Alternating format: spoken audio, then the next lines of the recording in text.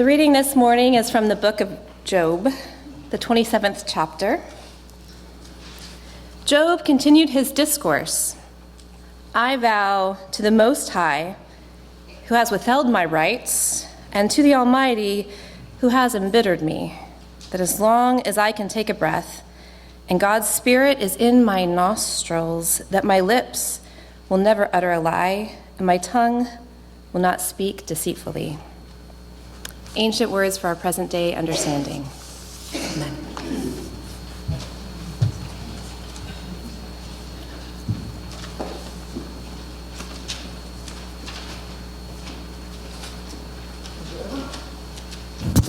There we go. Has there ever, I'm not slapping myself for psychological, it's trying to make sure the microphone is on. Have you ever had life be really unfair to you? And you could cope with that okay, but you had religious friends who made it all worse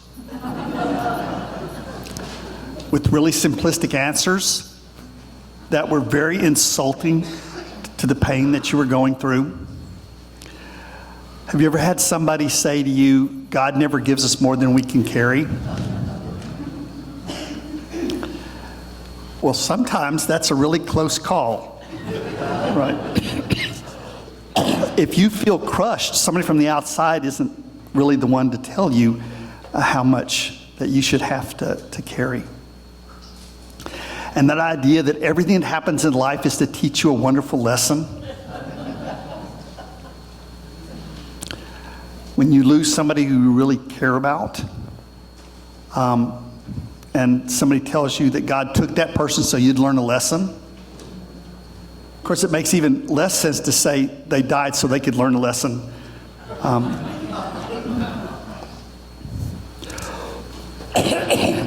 We live in a very hard world, if you hadn't noticed.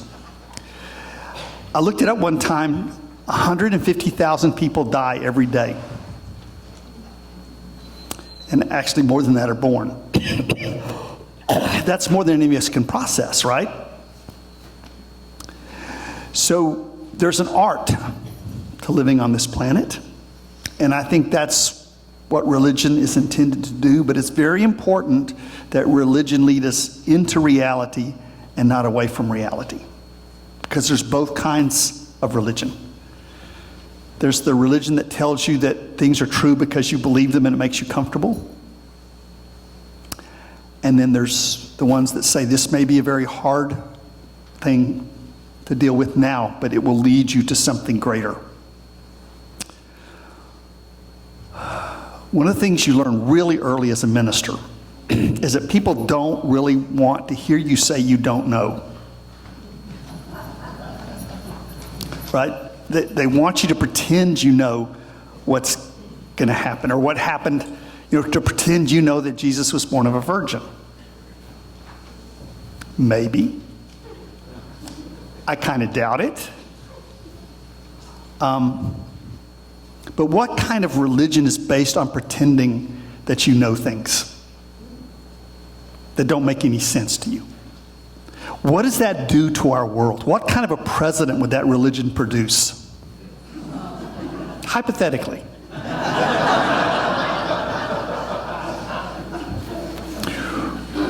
We need a religion that can deal with reality. That things like science are not just too unpleasant to take in. And the very real fact that life is often unfair needs to be something that you don't get shamed for realizing or trying to process. The book of Job is one of the most honest scriptures in the world. If you've never read it, it's kind of a downer. Make sure you're not already depressed when you take it up. It's very hard, but it's a book of great humor. It's just hard when you've been taught the Bible as something that's physically, historically true. I have cough drops if anybody needs them. So I won't share these because I need them.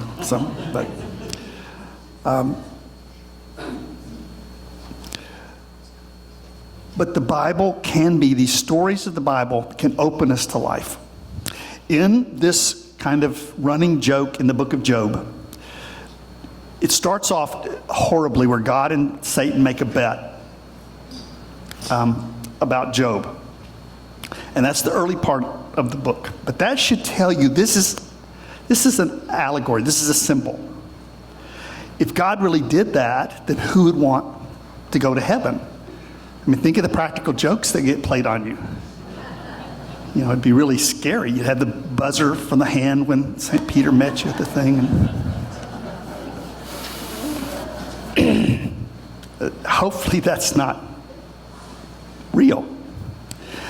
But in the story, Job has all of these real problems, and his friends are so religious, they try to shape it. They try to talk him out of his grief that he's experiencing. And at the point, the little scripture that we looked at a moment ago says, as long as I have breath, which is ironic today, which is like once every 10 minutes for me. As long as I have breath, I will speak truth. I will be honest about life. Which in a sense, I think is saying, as long as I have breath, I will say yes to life. Sometimes life doesn't make sense, but when we stick with it, there is healing, there is wisdom, there is transformation. When I was young, when I left for college, I wanted to find the teacher or the book that would put life together. I was raised in Dallas with the typical kind of superficial religion. My parents were deep, but the Christianity that I was taught was not particularly deep. So I studied other religions. I looked for teachers. Who's the guru? Who's the professor that's going to put it all together? Fortunately, I never discovered that teacher. I say fortunately because what I realized is that what I needed to do was make life my teacher. And when I look back at it, that's what Jesus did. He's saying, if you don't believe me, look at the birds. Look at the plants. That he's talking about reality as we experience it. Buddha, the same thing. Religion shouldn't be asking you to believe things that are incredible, but to simply more deeply process life, to go more deeply into life. Gandhi called his project Truth Struggle. He believed that truth was redemptive. It changed the world. So when people disagreed with him, instead of just arguing, he would look at life, at reality, for the evidence. What is true in our common experience? And he used that to transform the world. Martin Luther King as well. He said at one point, I believe that unarmed truth and unconditional love will have the final word in reality. That is why right, temporarily defeated, is stronger than evil triumphant. You have in your body a creativity that sometimes doesn't feel very good. Because your deepest creativity feels like grief. It is grief. Grief is a sacred skill that you have in your body to transform, to let go of the past and be born into the future. If you realize that's what's happening, it doesn't have to feel so frightening, so scary. If you trust the process, that your body lets go of the past by slowing down. In Taoism, they call that the winter of the soul. The life leaves the extremities, the leaves. It may leave your brain where you can't think very well. You may not feel a lot of energy, but you're being called to the core of your being to be reborn. This is not somebody saying life is simple or easy. It's life itself speaking within you. When the ancients talked about the breath, they were talking about the will to live within us. The word spirit means breath or wind. It's talking about what is most personal within you and what is most universal around you. What makes you who you are, and also what weaves you into the web of life. When religion tells you not to be sad, it keeps you from that process of great transformation. When it's seen as doubt, to stop believing in things that don't work for you. When that's seen as a lack of faith, that's betrayal of your very heart. When reality denies life itself and tries to teach you how to always be happy, how to always be joyful, it's sort of like trying to teach a cat to bark. Right? It's just probably not going to happen. And what the great wisdom teachers of the ages have said is most of our wounds, life hurts, but most of our wounds are when we fight that process, when we don't let the transformation take place because we're too afraid, or somebody outside of us is shaming us for what we really feel. Here's how one person said it, and I wouldn't want to hear this when I was very sad. But I think this is what we come to when we start pulling out of our sadness and our depression.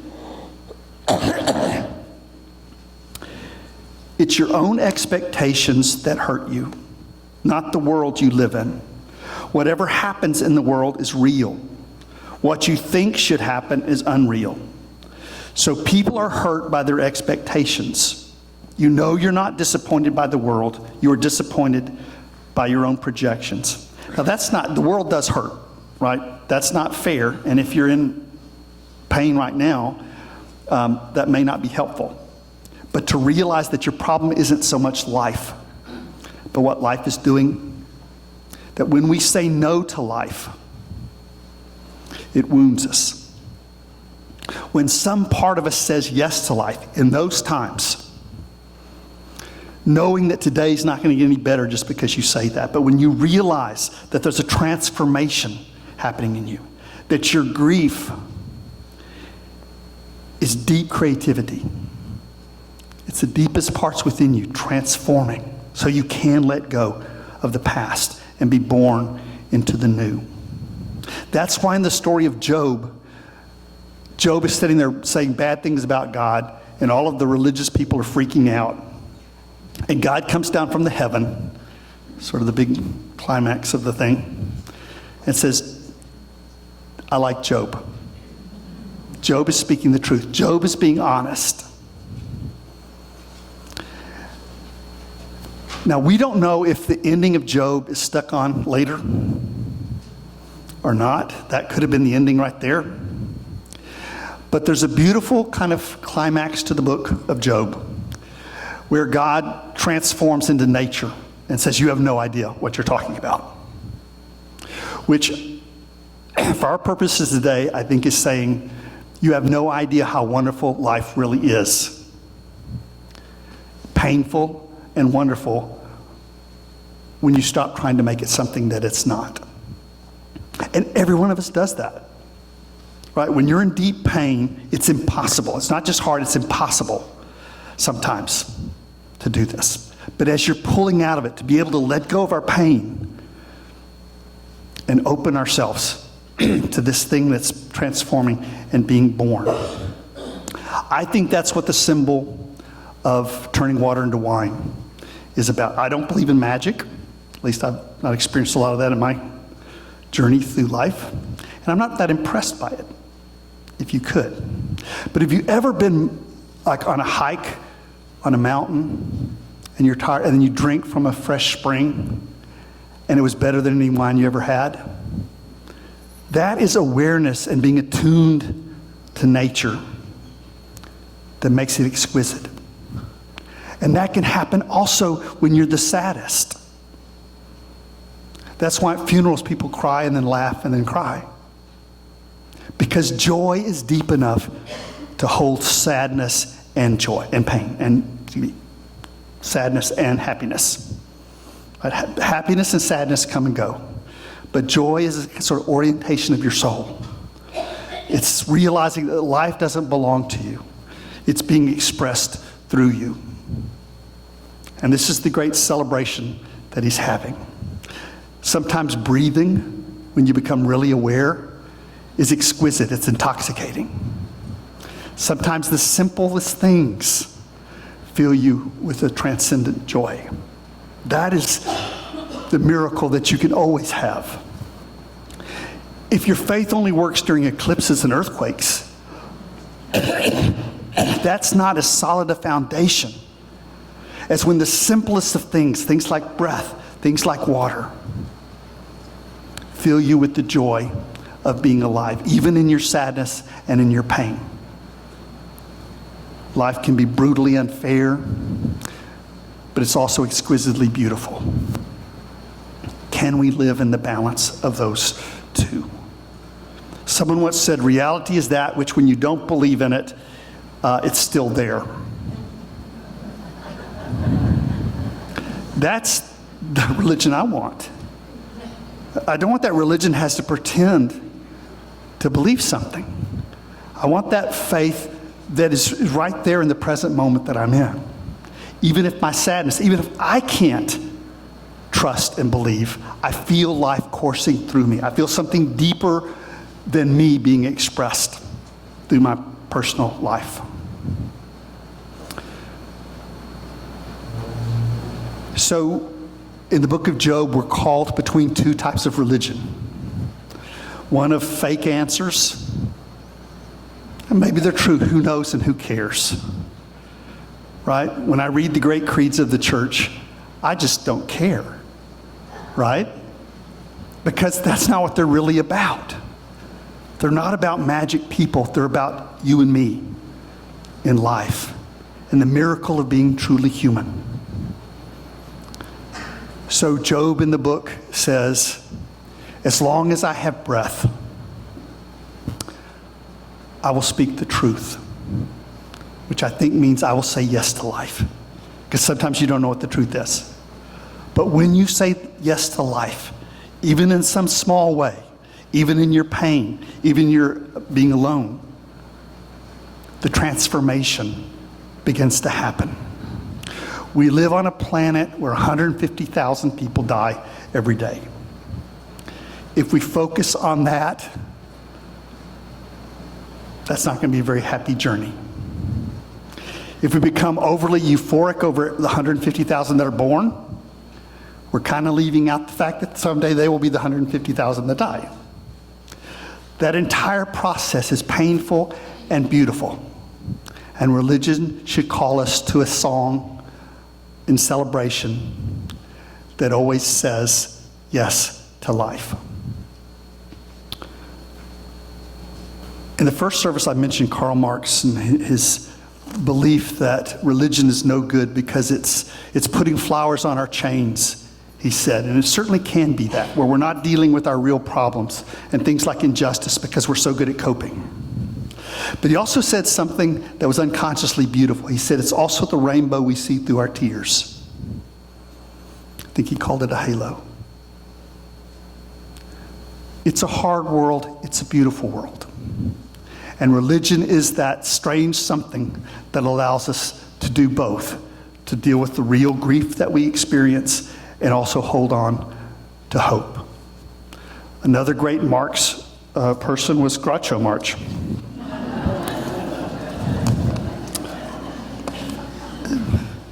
Great philosopher who said, I'm not crazy about reality, but it's still the only place to get a decent meal. I think that's what Job is saying. It hurts sometimes, but as long as there's breath within me, I will say yes to life. I invite you now to your own reflection on these words.